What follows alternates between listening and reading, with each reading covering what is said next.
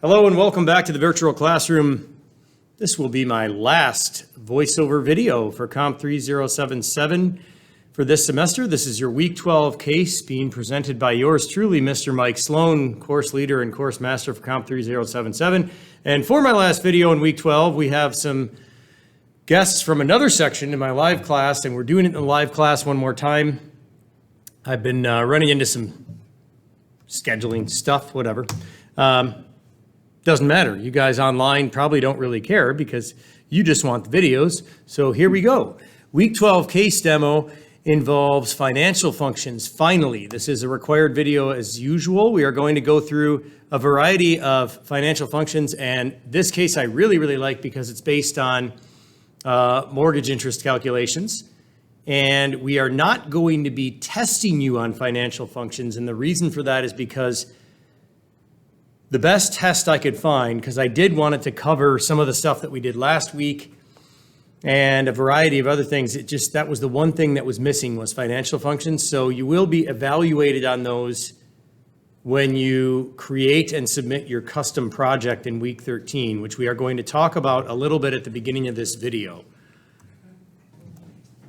So as I was saying, one of the reasons you're being run with financial functions on the custom project, which we're going to talk about before we start the case, is because I couldn't find a version of test 2 that included them that I really liked, that included everything else I wanted. And of course, you can look ahead in week 14 if you want to know what's on test 2, and we'll cover all this before we start today. So there's going to be a little bit of stuff before we get into the nitty gritty here for week 12, which includes all these financial functions, naming cells and ranges again. And usually we're doing this for the purpose of not having to run absolute referencing. They're really helpful with lookup functions.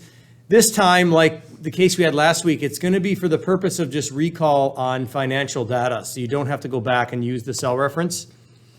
And then editing named ranges, which we've done a couple times. It's just a bit of review because there's a bunch of stuff on named ranges. On the test, conditional formatting, because why not throw that in there one more time? We've done it a bunch of times. Using the named ranges in formulas, which we haven't done as much. Hiding and unhiding worksheets. And again, we're going to talk about the week 13 project briefly here before we start on week 12. So what are we covering in week 12? Financial functions and ranges, basically. There's some other new stuff in there, but the big new thing here is using Excel to make financial calculations for you, especially when you're working with loans that involve interest rates, that involve different payment periods and different lengths of the loans. This is really helpful to have Excel do that math for you. And while that is not going to be on the test, it is going to be covered on the week 13 custom project. So because we are on our last case and quiz, this is officially our last SAM case and quiz. Well, you take the test on SAM, but I'm just going to give you guys a bit of the state of the union. So 2 weeks from week 12 in class, we don't have this during exam week because we don't like to rely on exam proctors to troubleshoot anything that might happen with SAM, even though nothing ever happens with SAM. You will take this test in 2 weeks. So as you will notice, there's a nice list, a very detailed list. It even tells you where the stuff is coming from. Now, of course, on the test, you'll be asked to do basic stuff like change the formatting of this, input this into this cell, possibly do a workbook theme, simple stuff like that. That goes back before the first test.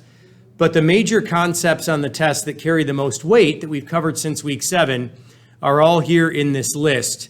And I even identify for you where in which week you will find those, so you can go back if you want to review that. So that's the test that takes place in 2 weeks. You'll notice in this list, financial functions are not there, which is why this version of the course with Excel 2019 and 365, we never had a custom project before, but there has been a lot of sort of conversations and talk between the different professors that teach this course for me, all of whom are excellent, including Professor Quinn. I have some of his students here as guests in my section, which I think is awesome.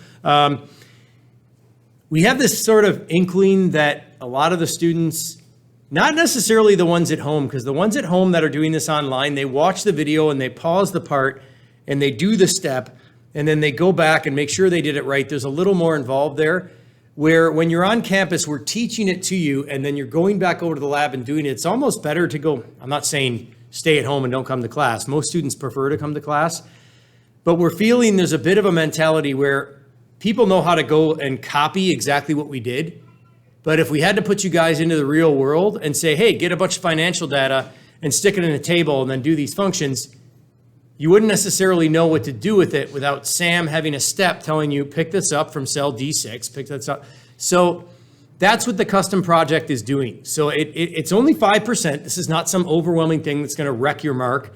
It's just to demonstrate to you that you've learned a lot in this course, and you need to make sure you know, how to apply it. And I'll talk about that when I show you the project details in a second. So there's not going to be a video for this. I'm talking about it right now briefly before we start the week 12 case. And when you come to class next week, if you're in a face-to-face section, you will not have the 1 hour lecture.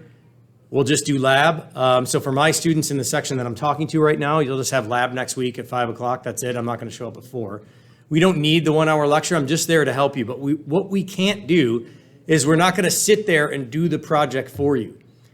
If you can't come up with a bunch, and you can make it up, guys. It doesn't have to be legitimate data that you can use to generate a table of data in Excel and format it and do a bunch of stuff to it, and then also do some financial functions, because we want to evaluate you in the financial functions, and they will be done in the custom project, and this will be submitted in the FOL submissions box right here. And your due date would be at the end of week 13.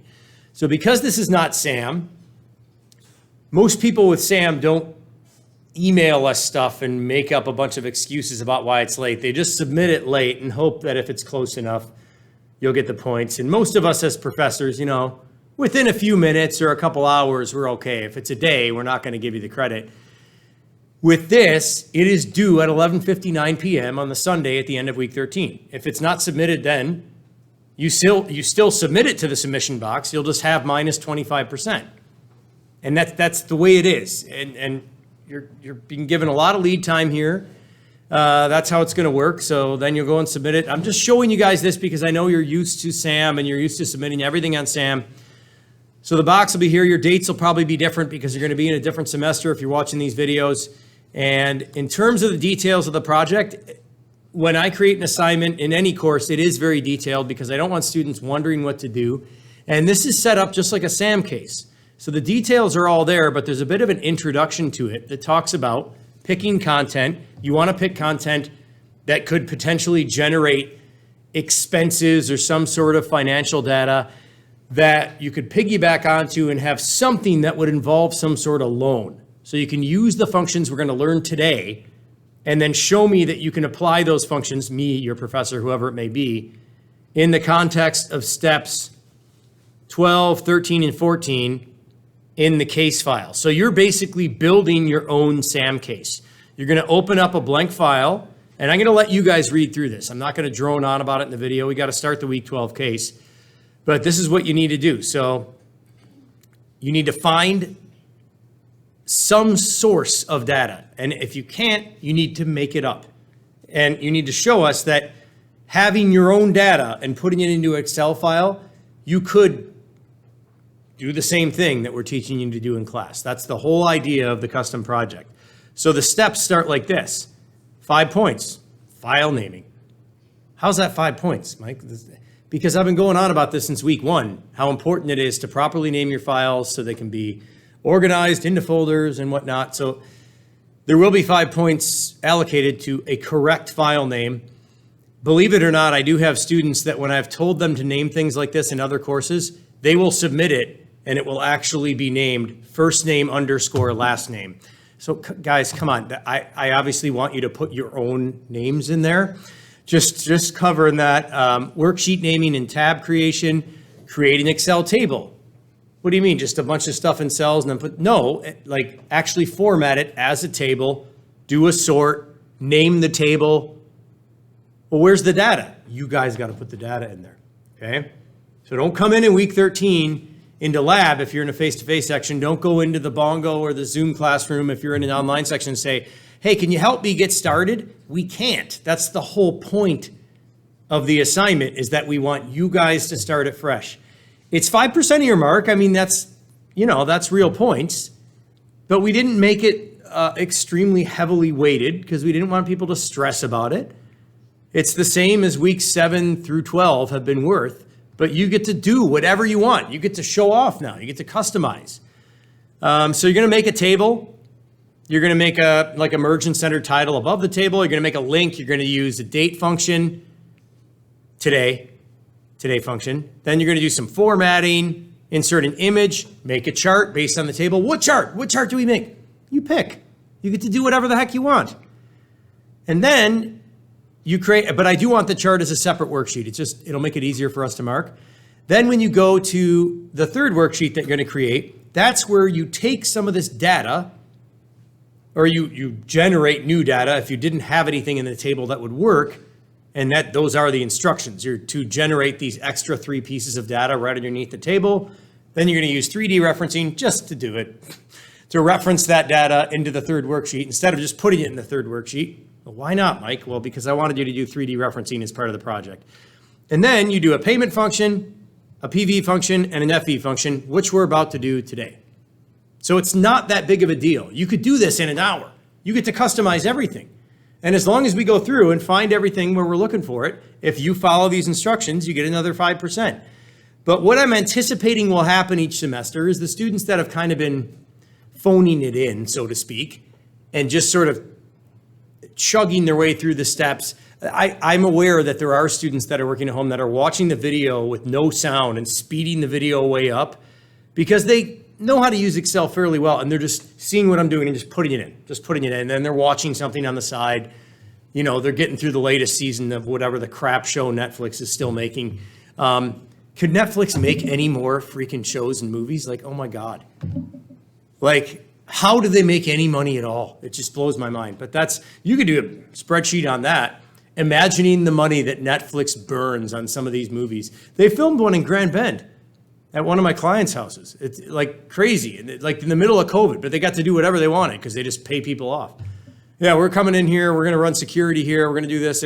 I wasn't bothered by it. I thought it was kind of cool, but the people in this private subdivision were like losing their minds. So why am I talking about random stuff like this? Because you get to do anything you want as a topic for this custom project, anything. And through the instructions, which will take you a good 10 minutes to read, because I'm giving you guys I'm leading you a lot to try and get you to pick a decent topic. You want something that comes up. You want something that'll generate numbers. And then when it comes time to do the financial functions, that could just be any loan that you've either lent out or you have. Anybody even here have a car loan? Not one person. Wow, okay. Anybody in here have a car? Okay, that's why. You guys are all so good. You do, but you don't have a car loan. Okay. I have a very environmentally conscious class. I love it.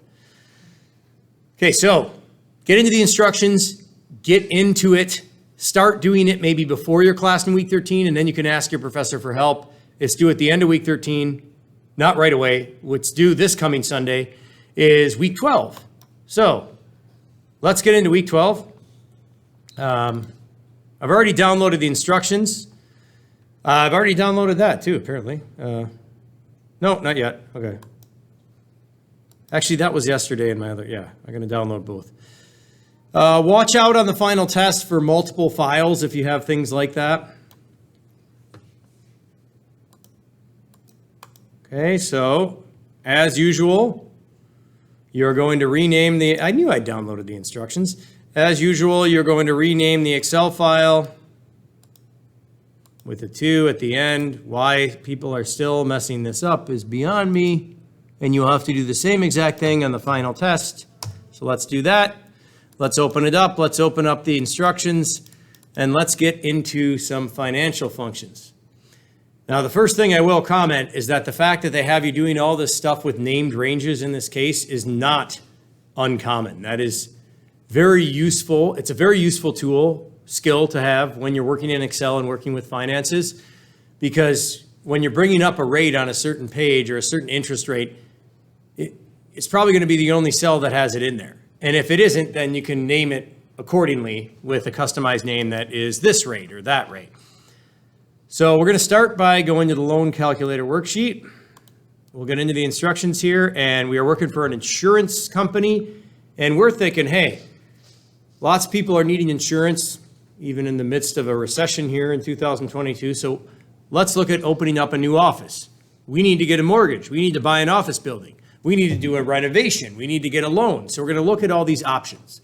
And when you're looking at borrowing money, mark your professor's words. It is never about as much as I borrowed with a little bit of interest on top.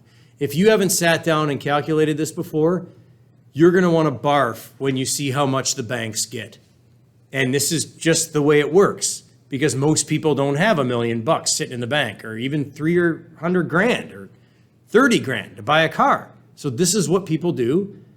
And people that lend you money will make money off that. That's the way the world works. So that's what the case is all about. First thing we're going to do is update some defined names. So we're going to go to the loan calculator worksheet. The cells in B6 to B8 have defined names, but one of them didn't get completed correctly, and it's a bit confusing. Cell A2 also has a defined name, but it's unnecessary and we're not going to need it. So go to parts A and B and do these things. So here we don't even have to be on this worksheet, because defined names, you can only have one name in a file at a time. It's applicable to the whole file. So defined names are under which tab? Formulas, name manager. Anytime you're not making names and you want to mess with names or change names or delete or edit a name, you go into the name manager. First thing we're doing is editing the one that never got completed, which is called loan_am. We're going to go into edit, and we're simply going to finish the word amount, which does provide a much more informative name for the range or cell. It's not always a range of cells. It's very often just a cell that you're naming. Then we're going to go to the one that is in B8. So what you can do, there's a couple different ways you can do this. I mean, I'm looking at it right now with my resolution, and I can see the cell reference. And we're looking for the one for B8, edit the defined name.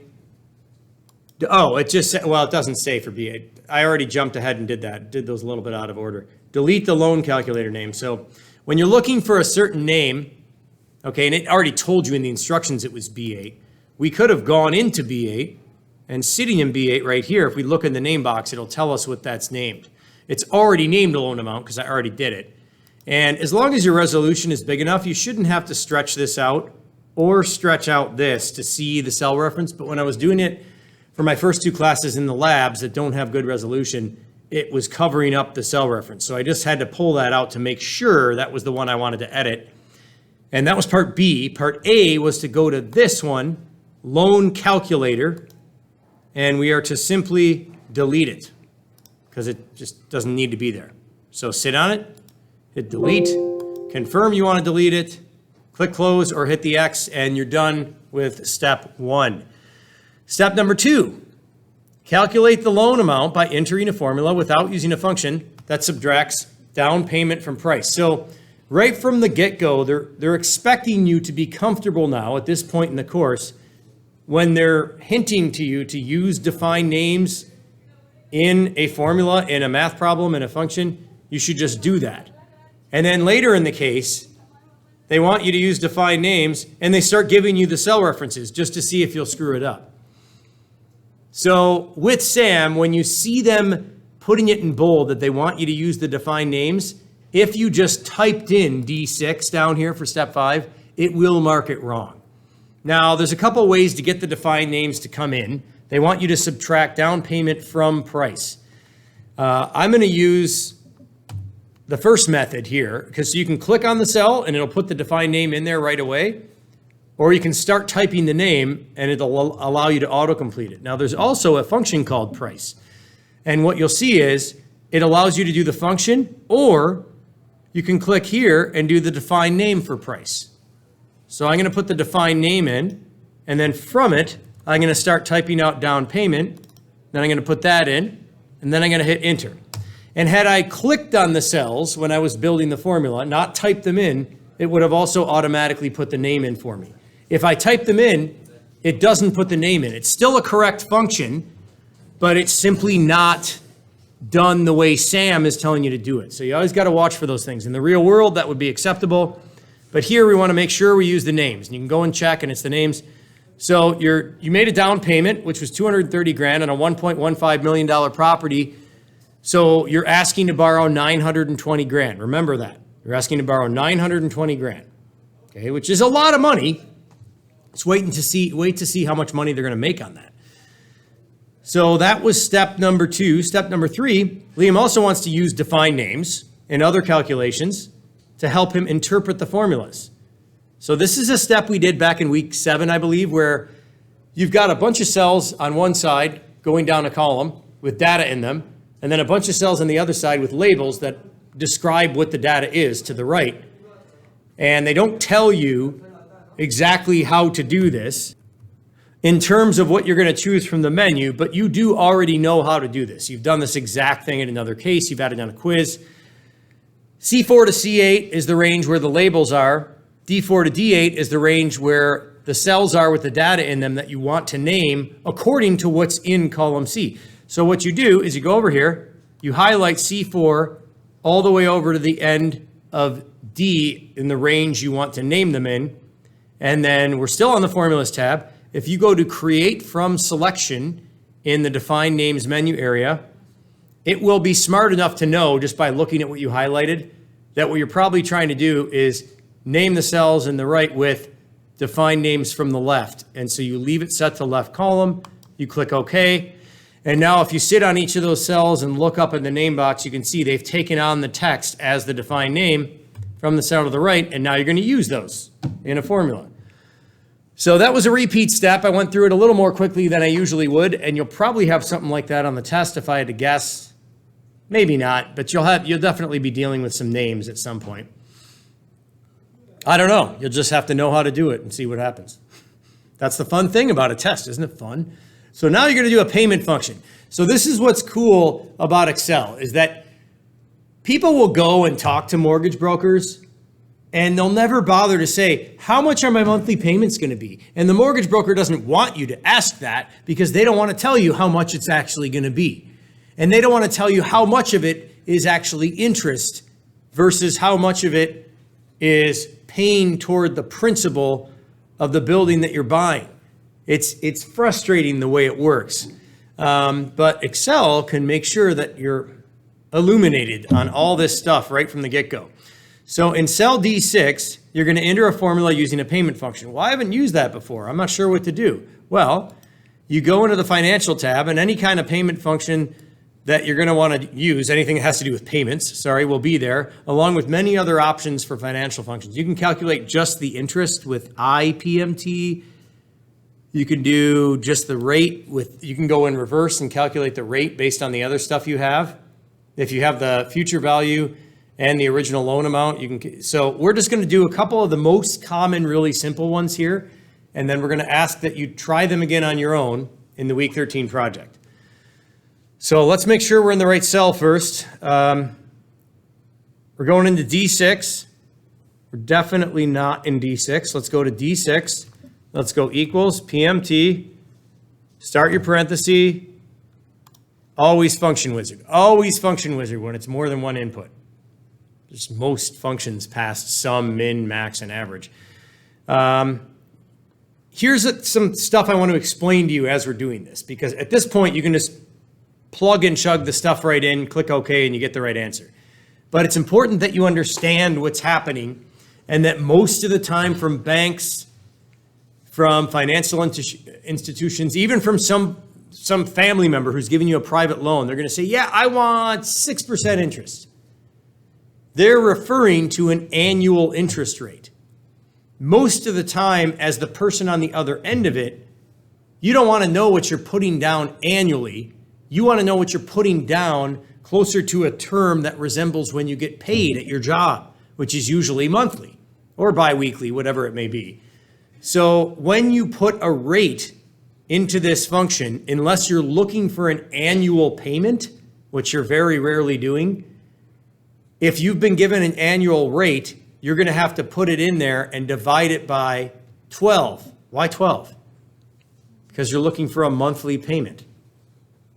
Well, then wait, but isn't it 4% the whole year? Well, yeah, but you're paying, it's 4.45 actually. You're paying 4.5% on your money through the year, but you're doing that monthly.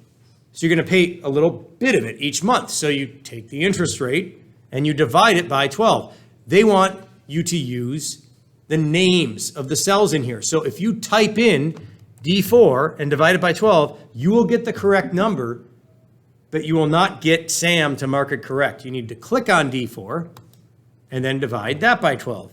What the heck, Mike? How do you divide a word by 12? Because it's just a name for the cell that has a number in it, which is a percentage. The number of periods, the SAM case authors were nice enough to give it to you in months already.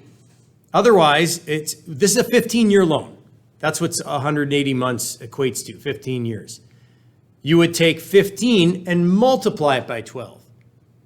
And that way, when it goes to calculate the payment based on the present value of the loan today and what you're going to pay every time you pay, it's going to be based on how many months are in there because it's a monthly payment question. And when you sit in the fields, it even tells you the total number of payments for the loan. So automatically, you know, if it's monthly, it's going to be the total number of months. When you sit in here, it even tells you, hey, by the way, if you got an annual rate and you want to do quarterly, for example, a lot of corporate taxes and corporate stuff is calculated and tracked quarterly. Earnings that are released are quarterly. If you're in the stock market, you get quarterly stuff. So you would take the annual interest rate of something that's outstanding against their income, so some kind of debt, and you would divide it by 4 quarterly, right? But here, they gave us the number of months. It's right in that cell. Click on the cell and you'll get the name. You won't even have to type it in. Present value of the loan is the loan amount, which is in this cell. And they're giving you all this in the step. Loan amount, yada, yada, yada. Now, this last part we'll do after we hit enter because it's really easy to, you don't do it. You don't need to do it in the formula. You could do it somewhere in the formula, actually, and it probably work the same way, but it's easier to just click it. And now we have our monthly payment. So over the course of 15 years, with the interest that they want us to pay to cover everything and the 920 grand plus the interest, you're going to be paying $7,000 a month plus change. Now, a lot of lenders, brokers, mortgage brokers, they don't, and this is a common, it's not, I wouldn't call it a tactic. It's just generally common to do when you see a bunch of numbers on a page. You don't want to see a number as negative, but by default, anything that is part of a payment function will be a debit, not a credit. It will be money going out, not coming in. So it automatically makes it negative. If you want a number like that in any kind of financial worksheet that you're working up to not be negative, people are going to see it and know it's a payment. It says monthly payment right next to it. All you got to do is go in front of the function and put a negative sign. So that flips the polarity. That's the easiest way to flip the polarity. Another way to flip the polarity would be to just multiply by -1 at the end. But Sam didn't tell you to do that. They just said, stick it in the function, flip the polarity. You could also make the interest rate negative, and it would make it negative. But mathematically, I think that would work out the same. Actually, let's try that really quick. So if I went into the function and just stuck a negative sign in front of the rate, no, that doesn't work because of the order of operations. I should have known that. Yeah, because of algebra, right? So when they tell you to do it arbitrarily like that in SAM, the easiest way to do it is to stick a negative sign right in front of the function, but after the equal sign, of course, or to multiply by -1. I know for a fact that Sam will mark that method correct, so that is the way you should do it. And that's your payment going out each month. Mike, yes. You start the formula instead of using equal, using negative. So I have a question in the class. Could we start the formula with negative and then put the equal sign in? No, because anytime you're about to tell Excel you want to do any type of calculation, even if it's 1 + 1 or pointing to a cell, the equal sign is what identifies. Otherwise, it would just be a dash. Equal minus, you cannot do that. Equals minus, that's what I just did. You just put it right in front of the function. You either put it in front of the function. When we start the formula.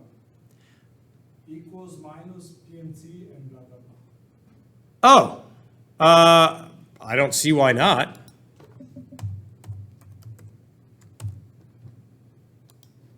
Yep, no problem. Great. So that was a question I had in the class here, in the live class. That was a really good question. Kind of that saves you half a second. I think yeah. If you know you always want to make your payment functions positive, then you don't always have to do that. I don't think it's necessarily a best practice. The next payment function we're going to do, they leave negative, the SAM instructions, but it is something I see very commonly done by mortgage brokers, so it doesn't create the negative emotion. Literally, I'm not joking around about it. That's what happens. In cell D7, enter a formula without using a function that multiplies monthly payment by terms in months and then subtracts loan amount. So I just mentioned algebra a minute ago. Now, the order of operations that we learned about in elementary school dictates that multiplication and division will always take place before subtraction, addition, stuff like that. So we are now in a situation where we are going to multiply something and then subtract something. So you do not need parentheses, but if you wanted to put them in there as a best practice, you could, but you don't need to. Again, it's just an exercise in getting you to use defined names as part of the function. So if we go to cell D7, we're going to go monthly payment times terms and months minus loan amount. And they give you the cells, but I think instead of going and finding the cells and bouncing back and forth in the instructions, it's easier to remember the names, which is the whole point of defined names. Monthly payment times terms times loan amount. I can do that. So I go into D7 and I start typing monthly, it comes up. Okay. I go in there, I go times, I start typing terms, it comes up. Okay. And I go and I subtract, I guess I did have to go back, whatever. Loan amount. And now I've created a really simple math problem that, algebraically speaking, that is a word, by the way, will perform the multiplication before the subtraction. If I wanted to put parentheses around that operation, I could, but it won't make any difference. You'll still get the same number. And as I mentioned, it's just an exercise in using defined names in a formula. In cell D8, enter a formula without using a function that adds price to total interest. So once again, same thing. So we're adding price and total interest to determine the total cost. So equals price. Watch out for that one because there's a function called price too. Click on the function. Total interest, which is already calculated. Click on it. I didn't actually complete the name there because I didn't click on it. So once you type it, you have to click on it. There. Double click it in. Now hang on, Mike. You're telling me this is only a 15-year loan. I borrowed 920 grand from the bank, and in 15 years, they're going to charge me almost $600,000. Yes, that's exactly what I'm telling you. Welcome to the world of commercial lending, because 4.45%, that's an aggressive rate right now in today's market. Like, that's a really fair rate. So the point I was just making there about how much interest the bank gets, that's why it's very helpful to have a spreadsheet like this if you are starting to look at buying a house or borrowing money for a car or getting a loan for a small business. Once you get a sheet like this set up, I can go in here, and this is not an appropriate interest rate anymore as of November 2022 for commercial lending. It'd probably be something closer to 6.5. And watch that total cost when I enter that new interest rate in there. Yeah, right. Not 650. 6.5. You're almost 200 grand higher. I mean, it is insane how much money you pay in interest when you borrow money and interest rates are high.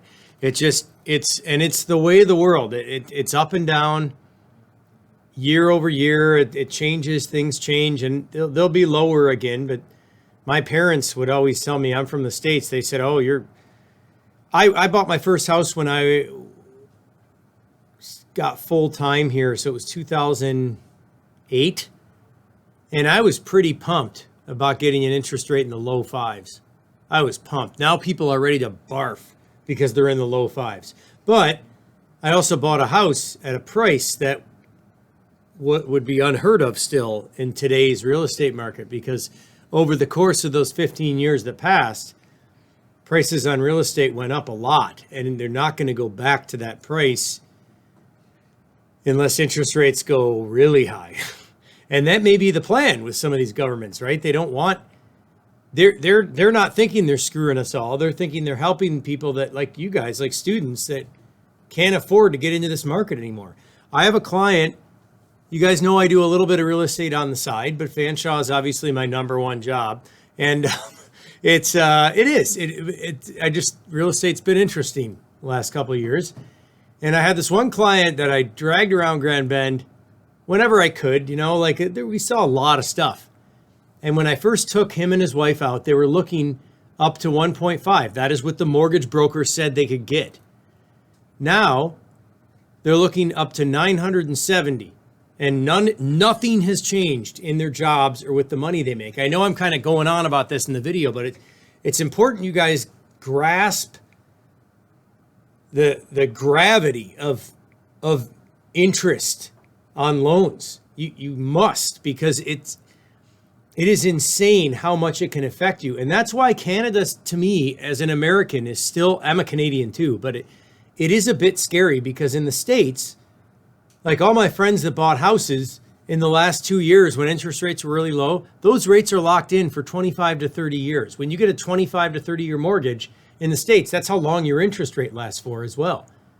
And you pay down the house over the course of that mortgage based on that interest rate. In Canada, they amortize over 25 to 30 years, but your rate only lasts for 5.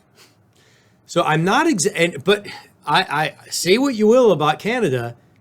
It was the States in 2008 when crap got really bad that had everyone walking away from their mortgages.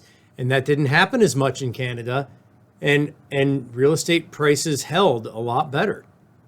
I just don't understand how the banks are getting away with saying, you have a job right now, as long as nothing changes in your job and you don't lose your job, you're going to be able to pay for this mortgage for this $1.5 million house with your 1.8% interest rate.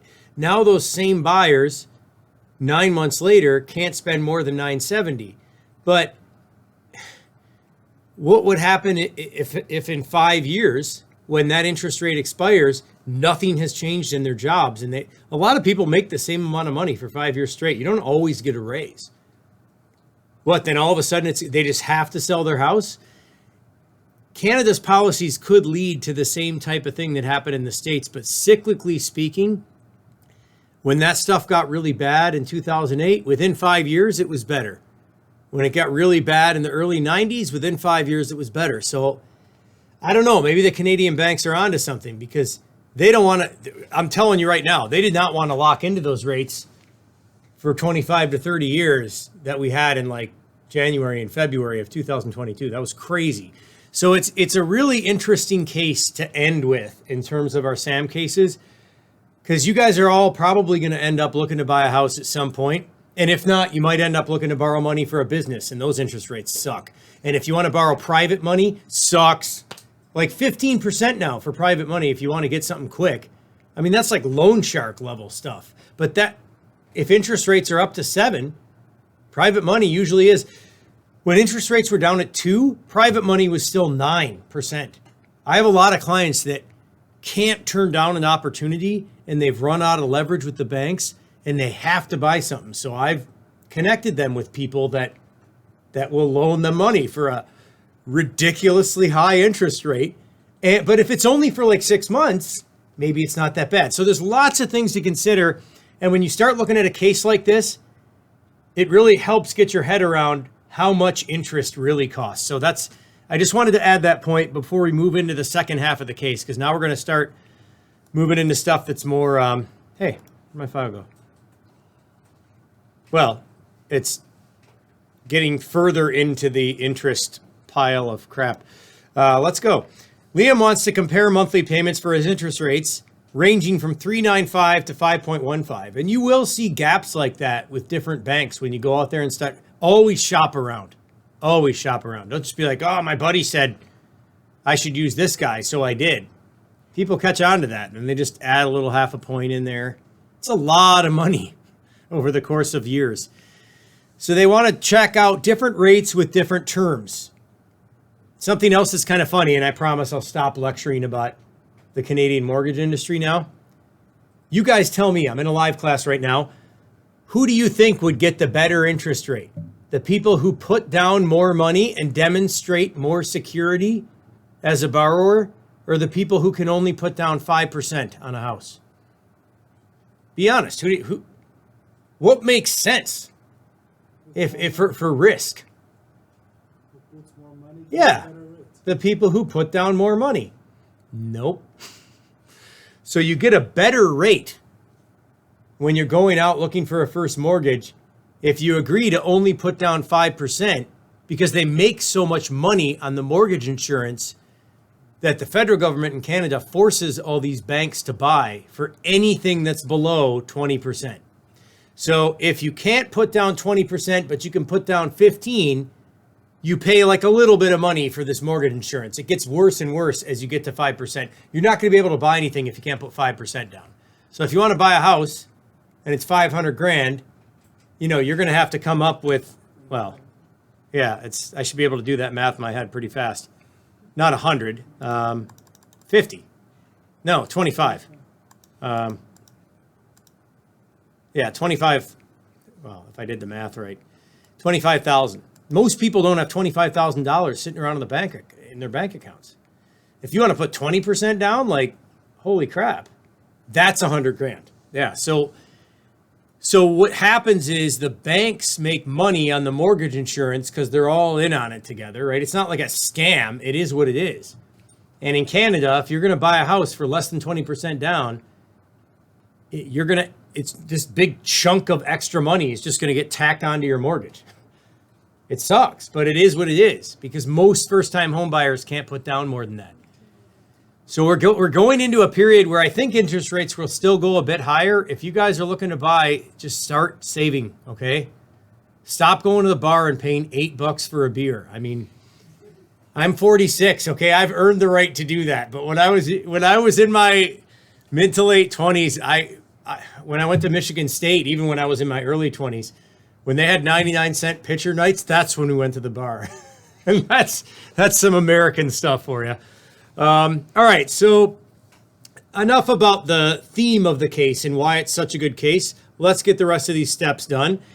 Step number 7, we want to look at these different options. So we are going to go back to what we learned last week with that 2-variable data table. And again, just to explain this very briefly, the data tables fill in a bunch of numbers for different scenarios of where you would be in terms of terms and interest rates. If you have 2 variables, for sure, terms and interest rates, without you having to do all those functions. It's just a quickie way to do something. So it always has to start with something in the left corner. All right, so the first thing they want you to do is go and make a reference in A12 to the monthly payment, which is here. I'm actually going to leave that blank this time. Actually, I picked the wrong cell anyway. Monthly payment is not 500 grand. It's $7,988 and 92 cents. I'm going to leave that blank. Mike, Yeah. you have to change the rate for 445. Yeah. Give me one sec. Yeah. And before I forget, I got to change the rate back, which one of my students pointed out to me. Thank you for that. I thought that was a bit higher than the monthly payment we figured out. I was like, wait a minute, it's 8 grand now? I thought it was 7 grand. So sorry, I get really, not distracted, but I get really deep into the content with a case like this because it's so applicable in the real world.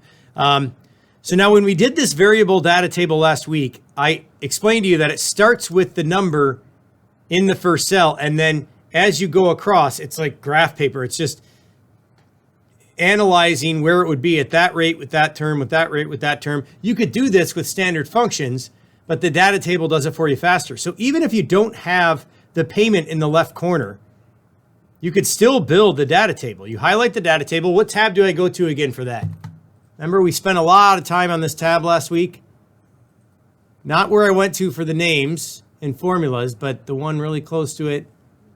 Data.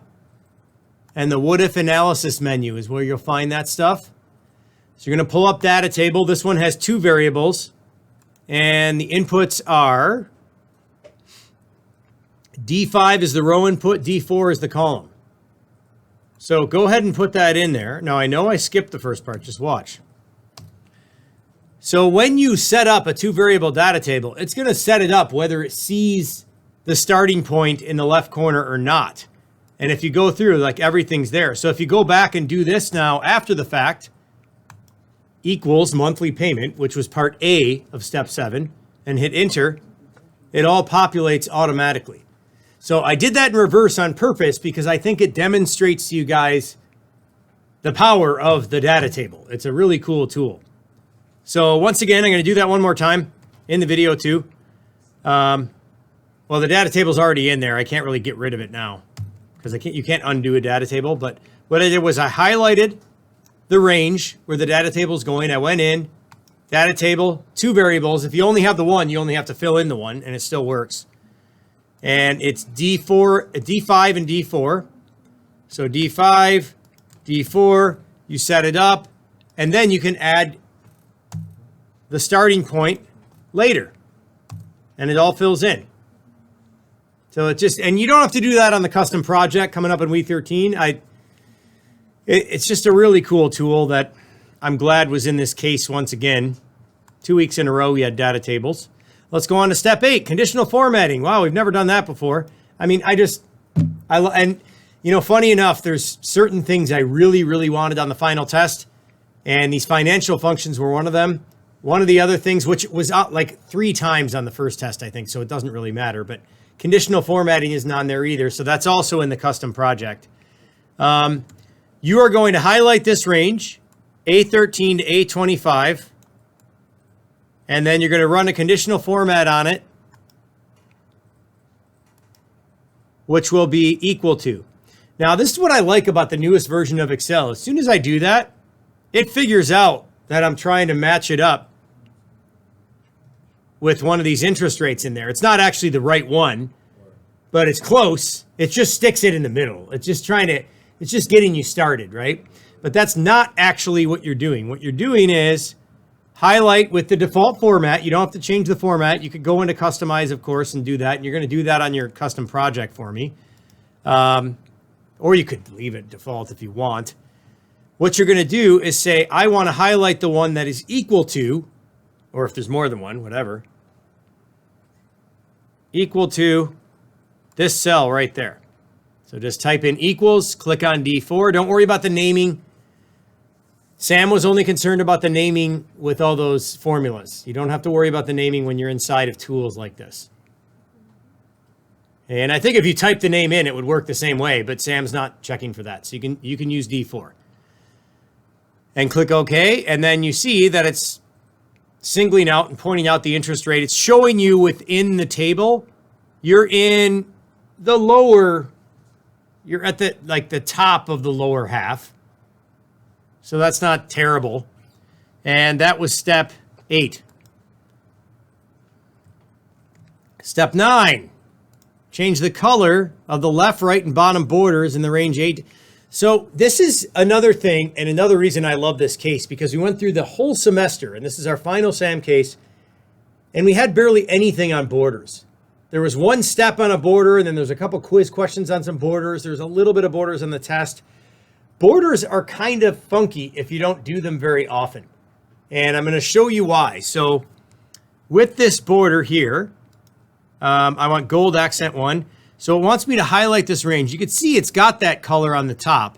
It doesn't tell me to change the thickness of the borders. It just tells me that it wants me to change the borders that are on the right, left, and bottom to that same color. So when I go and highlight it and then go into this border dropdown, it's not going to give me that option anywhere. And if I go to line color to draw it, it can work, but it then prompts you to just draw it wherever you want to draw it. It doesn't really matter what you highlight it. I actually think it's easier. This is an easier way to get this step done. And in the real world too, just to highlight a box where you want to edit the borders, go to more borders, And then what it shows you on the screen right here where I'm circling with my mouse is not what's in between all the cells, and it didn't say to put borders in there. It's whatever the box you highlighted is, this is what's on there right now. So what you can do is you can go and just preemptively change the color, but that doesn't do anything, okay? However, if after you change the color, you go and click on the borders you want to color that way, they will then take on the color. What confuses a lot of students is they're used to Excel, going to something in a menu, choosing a color, and then whatever you have up on the screen is affected in a way by that color. With borders, you choose the color and nothing happens until you click on the border you want to color change. If you click on it without changing the color, it would actually turn the border off. And then you can turn it back on with the proper color. If you want to change the style of the border, you would want to turn it off and then go and pick the style and turn it back on. They said it was fine to leave. They didn't say to change the style. So you can get away on this step with changing the color and then just clicking on the existing borders. The reason it didn't turn them off when you clicked on them, which is what it would have done if I hadn't picked a different color, is because you did pick a different color. So by picking the color, Excel knew I wanted to do something. And when I clicked on the existing borders, it changed the color for me. If I didn't pick the color and I clicked on the existing borders, as soon as I opened up this dialog box, it would have just turned them off. So it's not hard, but it's not easy. It's different. This is like the old school box that we used in Excel before we had all this stuff on the ribbon. And once in a while, you will have to go in there. So you click OK, and then that step is done. And we'll have another border step at the end too, which is kind of cool. So that was step 9. Step number 10. Let's do another payment function. Why not? We learned payment function. Let's check out another one. In cell G10, enter a formula. So all we're doing here is we're analyzing different versions of what he has going on here. So with the 2 variable data table that we built further up, we've now got these other options over on the right that have to do with something else. So this is more like the long-term mortgage. This is borrowing additional money for a renovation. Now, if you have a really good credit and you have a lot of money, and maybe you could pull this off. But this is going to be also 15 years. And then there's different options for 20 years. And then there's another quick one for 8 years. So we're going to go through these different options. We're going to start with the payment function in G10. And we're going to figure out what the 15-year payment would be. And we're going to base it on the loan, the interest rate in G6, the loan in G8, and the loan amount in G4. Now, this is more like the SAM I was used to before the newer version for 2019 and 365. They didn't make you think too much. Like the previous version before that, they'd always give you annual stuff and make you divide it by 12 and multiply by 12 and get to the monthly. This one, they give you the regular rate, but then they give you the monthly rate right below it. And they didn't even divide it by 12. They actually just typed it in. I would have done that work. I would have gone here and then gone equals G5 divided by 12, whatever. So you literally, all these, you're just plugging and chugging. So equals payment, start your parenthesis, go in, and then you choose your cells. And they're not worried about naming here, so you could type it right in and just get this done really quick. So interest G6, loan period G8, loan amount G4. G6, G8, G4. And if you look at G6 and G8, they've given you the proper monthly versions of those numbers. Click OK. You come up with 7,777. Okay, now. And that auto-completed right through. Or no, it altered. Sorry, not auto-completed.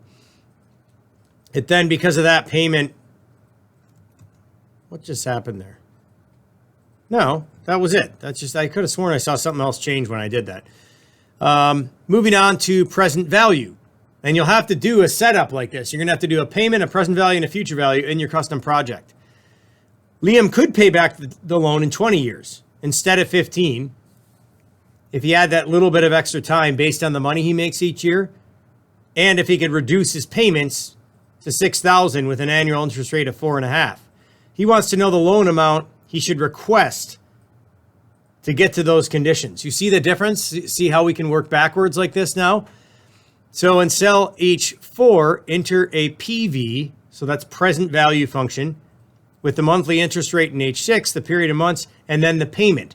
So usually you're only using present value when you've already calculated the payment based on other terms. And then you can sort of figure out what's going to happen, or figure out what the present value would be if you change some of those terms. So go to H4, enter PV. So PV, start your parenthesis, pull it up. And I want to make sure you understand what the function is doing, because these steps are so easy. You're literally just typing the cells into the fields and you're done. So this is returning the present value of an investment, which is the total amount that you're going to have to pay out and what it's worth right now. They're not taking into account inflation and the time value of money and all that. Well, they are sort of. It's present value. Future value takes that more into account. So your rate that you're using, and it's all within this column, is H6. Your period is H8. Your monthly payment is H10. H6, H8, H10. And maybe I should be encouraging you guys to actually look at those cells and what's in them. You see H6 has the monthly interest. H8 has the monthly number of periods, so how many months.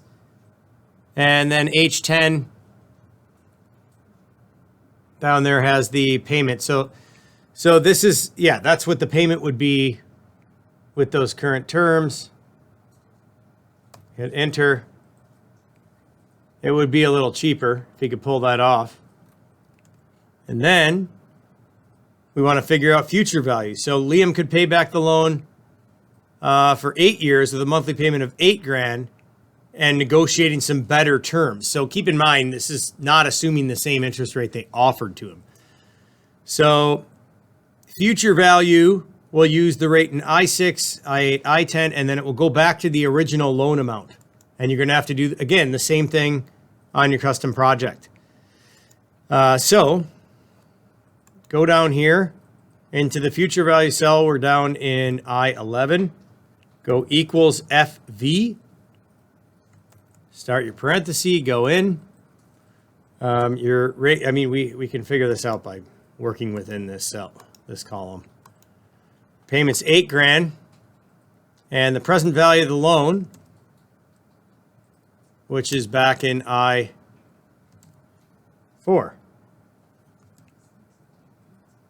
Which I was going to say is over in B8, but it had already been referenced over for you into I4. So, and they want you to use I4. You get the same damn number if you use B8, but as always with SAM, use what they tell you to use, even if there's another way. Now, remember, this returns the value of, this is more like something that you see more often with investments. So it's an investment based on periodic constant payments and a constant interest rate. So it doesn't assume any fluctuations. And it would be investments where you'd invest in a fund and they'd be paying you on the money you gave them. And that's another way you can do your custom project. I don't care which way it's going. It's in either direction. That one comes up as negative 392,000. If you're working in the labs, you may see that with parentheses around it. If Sam is not going to be picky about that, and you don't flip the polarity on that one, like we did back on step 4 when we did the payment function and flipped the polarity there in part E. So it may not feel like you just did a lot, but you did. You just took in a lot of examples of how you can look forward or look out for what money is really going to hit you with. And now we're going to do some print stuff because he's going to print this in his office. So if you go under page layout, you can deal with print titles there. Your print rows at the top. So this, we already did this on another case. Rows at the top means every page that prints will have that at the top. And if you're going to do a row, what you can do is click in the field for rows at the top, like I've just done. Click in the rows at the top field, and then highlight the row number. Now, depending on your settings, this might come up with a defined name. Mine didn't here. Some of the other students did. It doesn't really matter. As long as you get it in there that it's row 3, and it will make that absolute as well. It does that by default. Then you can click your mouse in print area. And for print area, you're doing, already forgot, F3 to I11. So stick your mouse there. Make sure you change boxes, fields. Otherwise, you'll just have to redo the row, which is no big deal. F3 down to I, over to I, down to 11. And that's it. So that's all that will print. So when you go to print, if you set that up ahead of time, that's all that will print. It won't print all that other stuff. Because he doesn't want people seeing all that other stuff. They don't need to see it. It's overwhelming. Right? Click OK. Now, there's a bunch of stuff in this next worksheet he doesn't want people to see. We did do hide and unhide. I think it was before the first test. How do I do it? How do I hide this worksheet? Right click. Very good, live class. Right click, hide. Okay, now, without doing workbook protection as well, anybody could easily come in and right click on any other sheet to see if anything's hidden, because it will only say unhide if a sheet is hidden, and then it will tell you it's hidden and you can unhide it. But as I explained the first time we went over this skill, and I'm going to hide it again because that's what Sam says to do. I know how to hide and unhide worksheets, and I've been sent a lot of Excel files. I don't think I've ever checked to see if there's hidden worksheets. So you can probably get away with that and not have to do the workbook protection. And that's all Sam said to do anyway, which was hide it. So hide the property sheet. It even says here, it has stuff that Liam wants to keep private. So he doesn't want people seeing it. Go to the equipment loan worksheet, which is the final worksheet in the list there. And with equipment loan,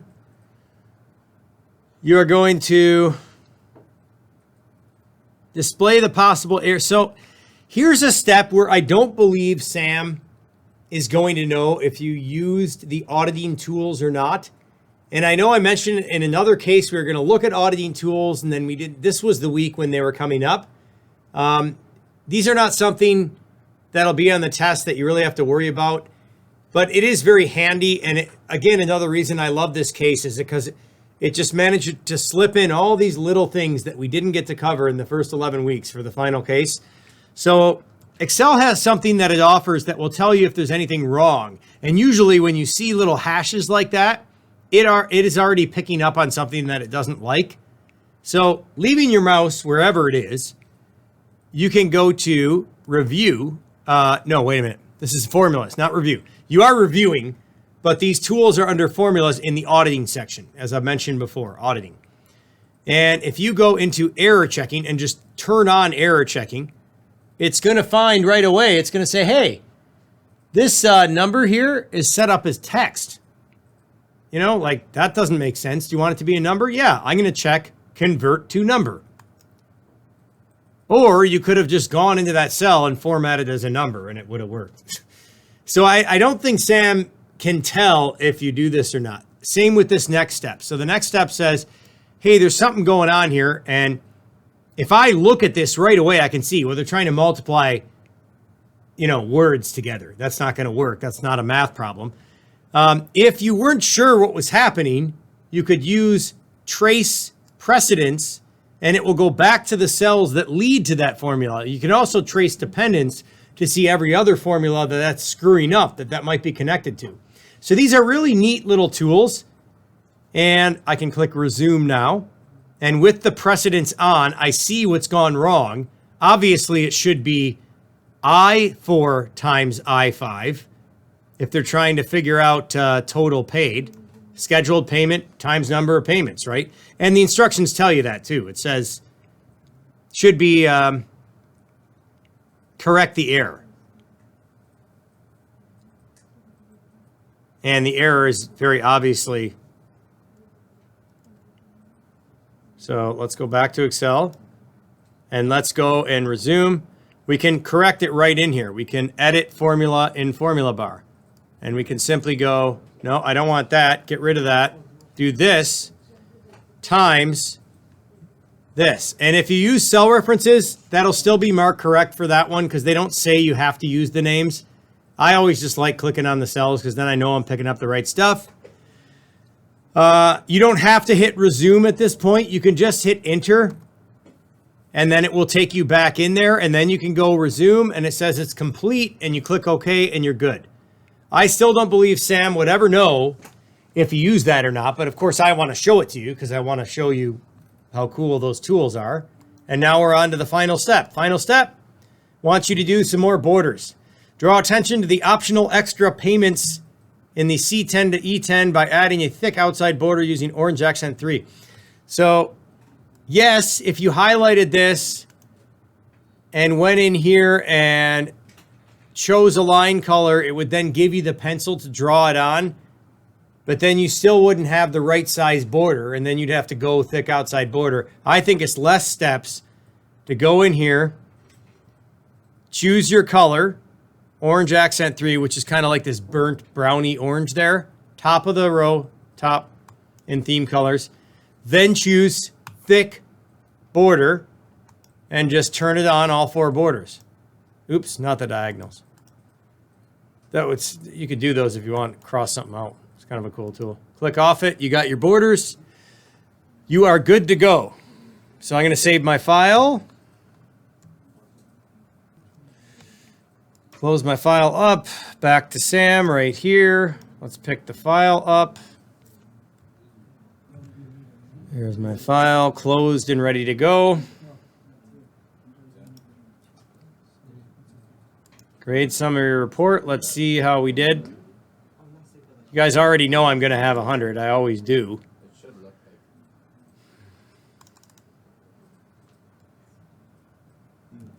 And there you go, 100%.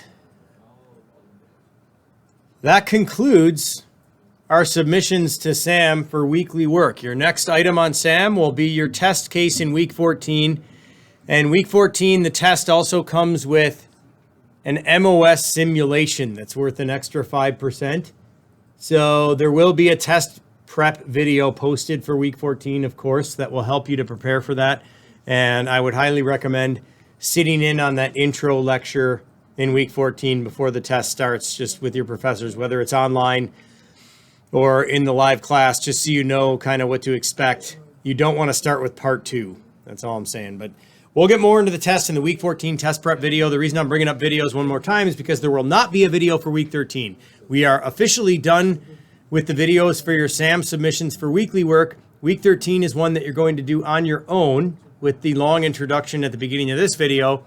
And then there will be a test prep video, which you want to watch in week 13 to get ready for the test in week 14. Thank you very much. I will see you in the test prep video.